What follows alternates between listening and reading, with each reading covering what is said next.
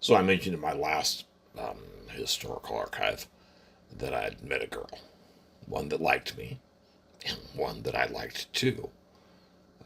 Her name isn't Jane, so that's what I'm going to call her. We moved in together 87, 88, I think it was. And she was my first full time girlfriend, live in girlfriend. And I was her first full time boyfriend, live in boyfriend. We, uh, we got an apartment together, little one room place. We lived maybe a quarter mile from her mom. Really, just same street across the major intersection is where her mom lived. And her mom, by the way, who through all of the stories I'm going to tell you, has never been anything but very pleasant and welcoming to me. Um,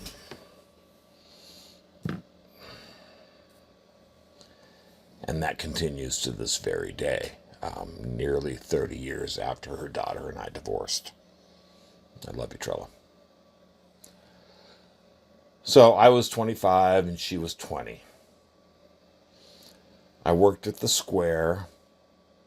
That's actually where I met her. She was a waitress there.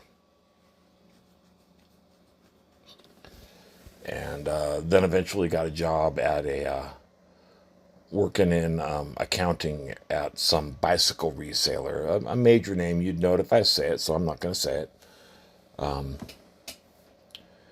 We'd been friends, and then we became more than friends, and that took about a year. Like I said, it was probably 88 when we moved in together. On our and I thought it was going to be great, right? I thought it was going to be the TV show, whatever, the movie. And I should have been paying more attention because on our second night living together, she presented me with my own blanket so that I wouldn't have to sleep under hers with her.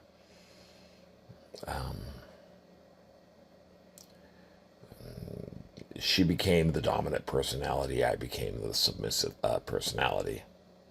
I was happy to be living with a pretty girl, and I didn't want to fuck things up. And I had it easy. All I had to do was work my ass off and give her my monies. She took care of the rest.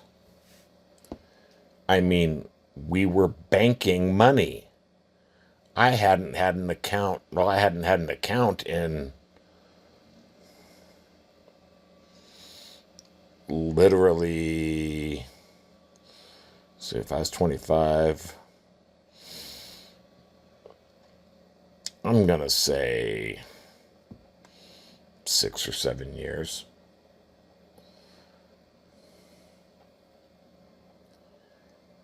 And we were banking money. We were putting money in the bank every month. So I put up with more shit than I probably should have. I was working full time at the Square, 36 to 40 hours at the Square. And I was also going to computer school. I started that in 89 because I didn't want to be a 65-year-old waiter in a mid rate coffee shop. Even now, a year in, it was safe to say that we did not have a healthy relationship. Neither one of us was growing to our potential, unless you mean to see how potentially big we could get. I mean, we were both putting on 10 to 15 pounds a year through the whole relationship. This is basically what our life had become. She would get home from work and she would climb on the phone to her best friend and talk to her for about 45 minutes and get upset with me when I chuckled at a joke she'd told, or Basically, she would just tell me that this wasn't a conversation I was involved in, and I should ABC my way out of it. And I kept trying to make her happy because, I wanted us to get along. And I was 25. I wanted some other things too. Figure it out for yourself. So it was one of the days when I was at school and I got home from school about noon or 1, and had the rest of the day off. I think it was a Wednesday. I had Wednesdays and Thursdays off traditionally at the square. And I wanted to make the house look nice for her. I wanted to get some. So I cleaned up the house and I did full cycle laundry. And by that I mean sort, wash, dry, fold, put away. All of it. The only dirty clothes we had were the ones we were wearing.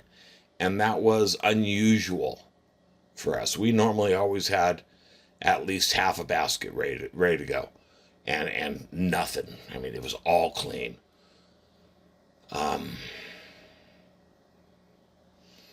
she comes home and she talks to her friend. And then gets up to go take a shower. Gets up from the sofa to go take a shower. And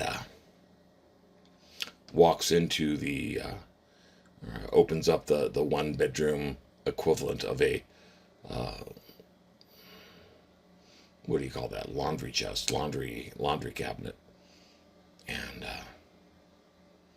screams from the hallway. God damn it, my name! You folded all the fucking towels wrong.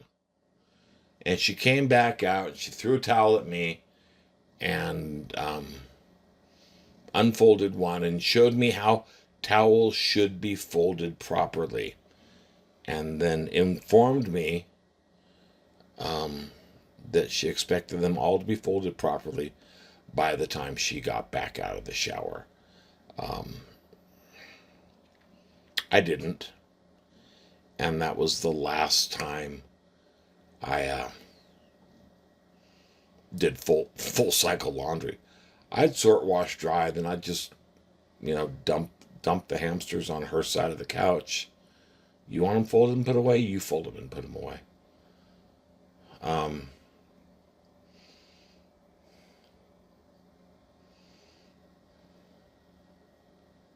Here's one more just to set the tone so you understand where we were. In high school, I was not a good student. I was bored most of the time, so I didn't pay attention most of the time. So when the tests came, I got bad grades on them most of the time. I didn't see the point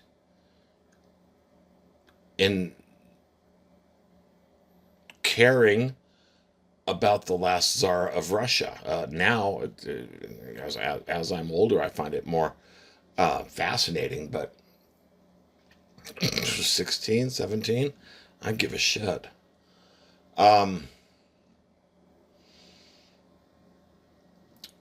So like I said before, I was going to school, computer school, and I took my very first test in computer school, and I got a 99 out of 100, and I was pretty much floating. I was just so happy. And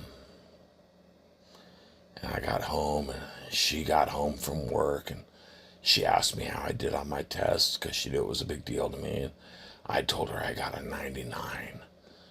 And she said, well, why didn't you get 100?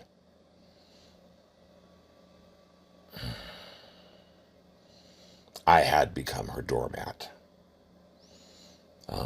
Over time, from when we moved in to, as time went by, our arguments shifted from, I love you more, no, I love you more, to, much more petty things, I should say. Her asking me why I'm reading that stupid book again, or me asking her why she's watching Adventures in Babysitting again. She'd come home and call her bestie and tell her bestie about her day instead of me. And that was nightly.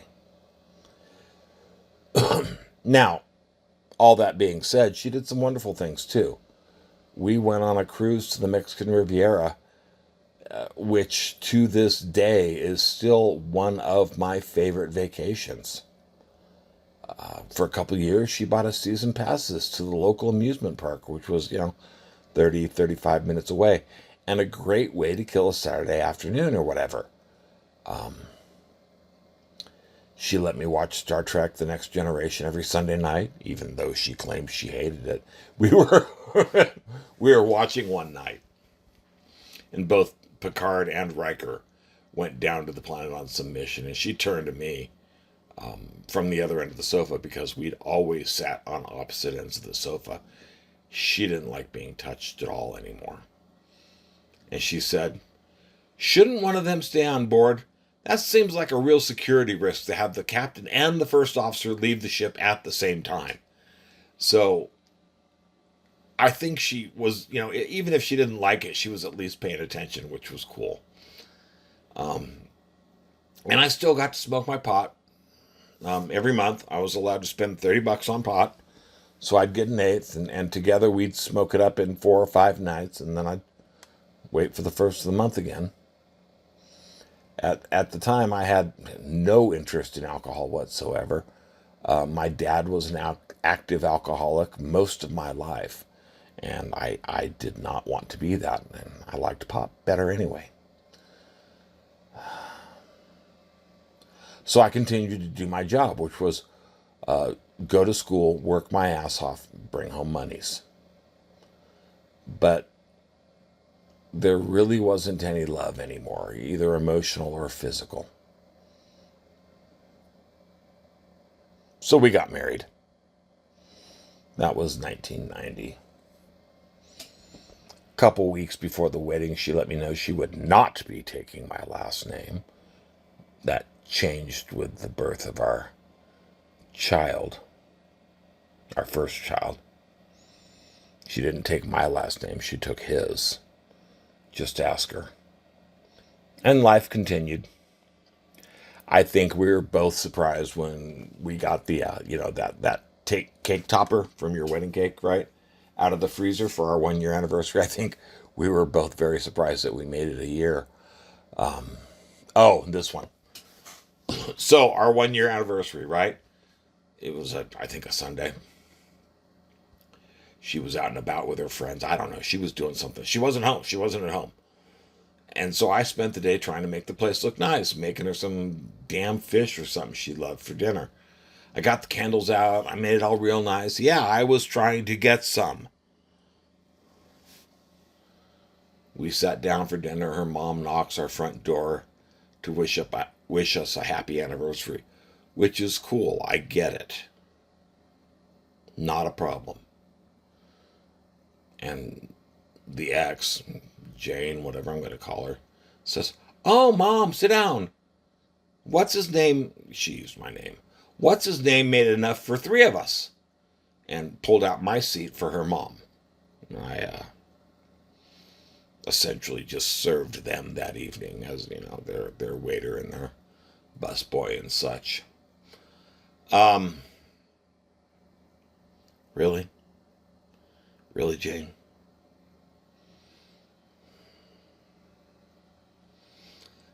I remember the entire year that I lied to her about how much money I'd spent that day. Just by $1 or $2 each day. I mean, I'd tell her I bought a pack of sunflower seeds. They're $1.19, right? When I didn't. So I could stash that cash, that $1.19 every day. And after about a year of that, I bought her a diamond pendant for her birthday. It wasn't huge, it wasn't pretty, it wasn't glorious. It was a 1/4 carat diamond pendant. I gave it to her on her birthday. She asked me where the fuck I got the money for this from. And I explained, "Baby, I've been saving, I've been saving up for a year to get you this." She said, "You've been hiding money from me?" She demanded the receipt, and she took it back to the jeweler the next day and got a refund. She wore it a total of 0 times.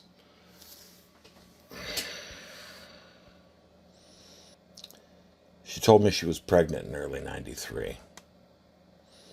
But I had a decent starter job in the computer industry. I mean, I was just a temp, so we had no insurance. We were basically 25 and 30, so you didn't really need insurance. Lots of kids coming. And how do I want to say this? She actually became less emotionally volatile in this period during her pregnancy, instead of more, like I see with a lot of females. We had a shared friend, who, when shared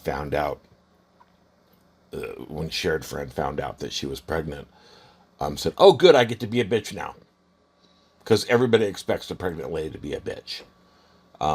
Jane wasn't like that. Jane mellowed out.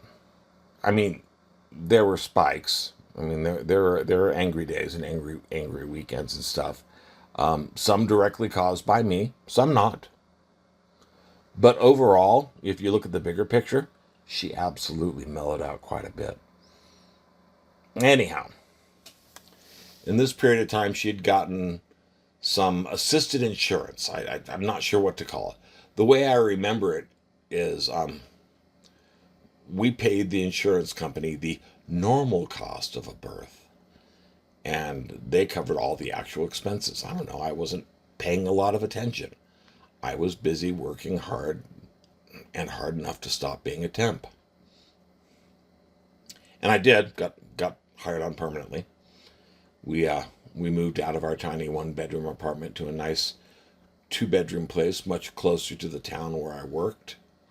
So my commute was down from 1+ hours, barring traffic, to 15 minutes, barring traffic. I will tell the long and detailed story of the bear's birth. The bear was our first kid. No, I'm not going to say his name on the internet. Another time. It's not a quick tale at all. But to tell the very short version, he spent his first year in the hospital, and she lived with him for the last 7 or so months of his stay there. I moved us to the city where the hospital was, and the bear came home a couple weeks before his first birthday with 24/7 nursing support. I may talk about home nursing another time too. I may not either. Home nursing is not good. Both those stories, if I tell them at all, the verbose versions are for another day. I do want to say this, though. She was a fucking rock star. Between the time she spent with the bear in the hospital and the time she spent with him at home, monitoring and keeping track of which nurses were worth bringing back for another shift and which nurses needed to leave during their current shift because they were that bad. She knew everything she needed to know about the bear, and 14 things more. She knew everything she needed to keep him alive, and I am grateful. The last time we shared a bed was, I don't know, late November, early December of 94. The moose was born in late 95. The moose is the second child. No, I won't be using his name either.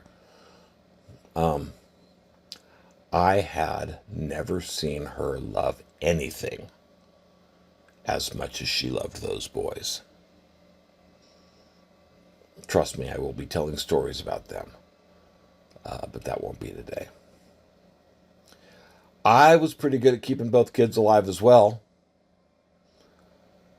but my job was my job. My main function was income and insurance. Eventually, the bear was strong or healthy enough to move away from the hospital, and we did. We bought our first house together, about halfway between the hospital and my job. And I continued to do my part. I work, take care of the boys. We were good at being parents. We were bad at being spouses. Both of us. One quick story because it's one of my favorites. So our 24/7 home nursing was down to about 40 hours a week, mostly because they kept sending us shit nurses, and we'd weeded them all out. When you fall asleep on shift, you don't get to come back for another shift. It's just part of the rules. Um, and it was a weekend. It was just us, and it was just going to be us until Tuesday or something, right? And it's Friday night or Saturday night, something like that. And we all got stomach sick. You know what I'm talking about. The moose got it first,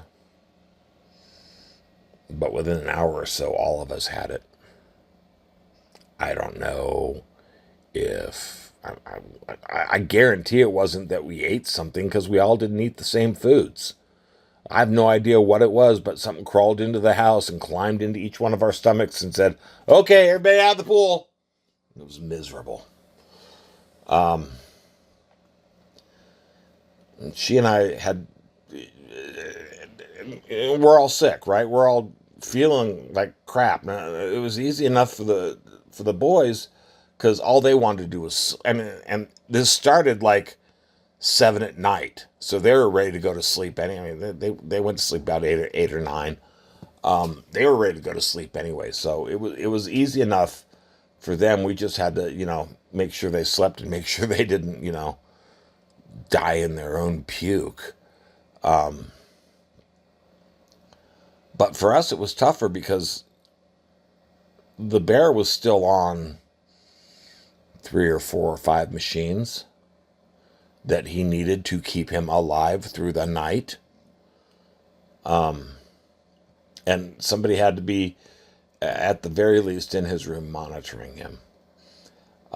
So she and I worked out what I can only think of as a 2-hour schedule where one of us was on duty and the other one was asleep. And we did that throughout almost the whole weekend. I remember Sunday evening, we all decided that we were starting to feel better. It was miserable. And we all lived through it. But this was also the last time that she and I actually pulled together as a team. The rest of the time, we were both just living in the same house with a common goal. She eventually got a night job. I had a day job.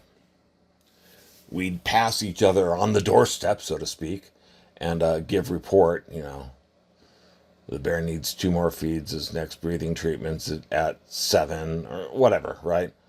And really not talk any more than that. Like I said before, we were good at being parents. And we were horrible at being spouses. It was, what, January of 98 probably, when we agreed that a divorce would be the nicest thing that we could do for each other. I'd move out into an apartment in town and be there when she was at work. No problem. I loved my boys. I still do. I moved out in March, April. She worked 50 or 60 hours a week, and I got that time with the boys. Do I wish that I'd stood up more for myself in the beginning? Yeah. Would that have changed our relationship well enough that we'd still be together? Who knows? Neither one of us was emotionally mature enough to understand what saying I do means. The 8 years before when we said it. Do I miss her? No, not at all.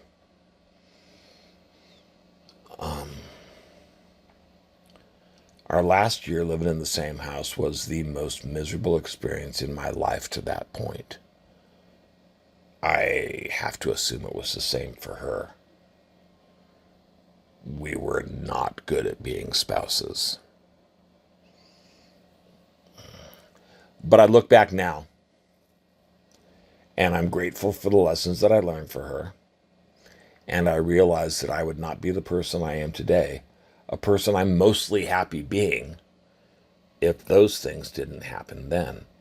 Another way of saying it is, I can be bitter about the shit things that we did to each other 20 plus years ago, or I can acknowledge that that's what got me here, and it's all just wind in sails.